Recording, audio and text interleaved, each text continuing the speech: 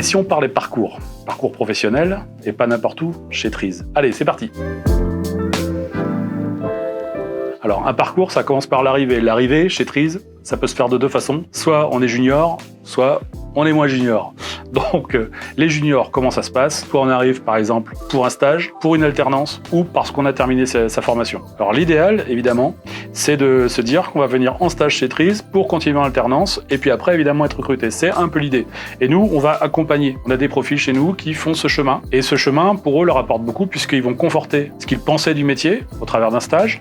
Ils vont acquérir des compétences durant l'alternance, tout en apprenant des compétences théoriques à l'école. Et puis, à l'issue de l'alternance, ils auront un CV, et un vrai CV, avec une expérience certaine, éprouvée, et vont pouvoir commencer dans le métier avec la confiance nécessaire. Ça, c'est vraiment le parcours top quand on est junior. Donc pendant cette période, stage, alternance et recrutement derrière, ce qui va se passer, c'est qu'évidemment, le jeune va être, ou la jeune d'ailleurs, vont être accompagnés par des seniors et donc vont acquérir directement les bonnes pratiques, de bonnes compétences, partir directement dans la bonne direction. Et ça, c'est très important chez nous. Nous, on est une société qui vend de l'expertise et donc il faut directement partir dans les bonnes technologies avec les bonnes pratiques, les bonnes méthodes.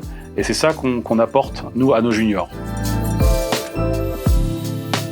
Pour les non-juniors, c'est des gens qui ont une expérience et qui vont pouvoir nous rejoindre. Avec cette expérience, si c'est une compétence forte techniquement, cette compétence va être évidemment utile à nos clients, va servir l'entreprise au travers du service auprès de nos clients, résoudre des problématiques techniques, résoudre des problématiques de performance, résoudre des problématiques de conception. Donc là, avec toute l'expérience qu'on a autour des méthodologies de développement, autour des bonnes pratiques, on va pouvoir enrichir l'expérience de nos clients grâce à ça. L'autre point important aussi quand on est senior, c'est qu'on va pouvoir transmettre notre expérience aux personnes qui en ont besoin et qui sont forcément plus juniors que nous. Et donc transférer cette expérience au travers de coaching, au travers de formations, de Trees Academy, puisqu'on organise des formations très structurées pour monter en compétence nos jeunes. Donc là, c'est ce qu'on va demander également et qu'on va proposer et demander à nos seniors. Dernier point concernant les seniors, et non des moindres, c'est qu'effectivement, Trees se réinvente et réinvente son offre évidemment au fur et à mesure des évolutions du monde autour de nous. On attend évidemment, s'ils